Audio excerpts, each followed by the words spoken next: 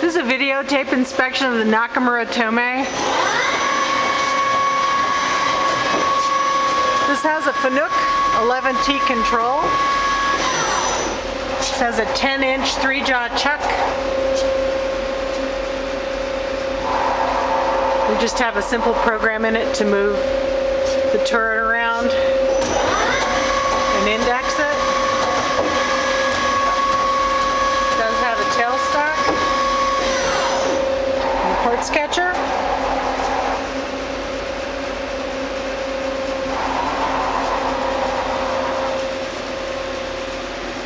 This concludes our videotape inspection of the Nakamura Tome Slant 3 CNC lathe.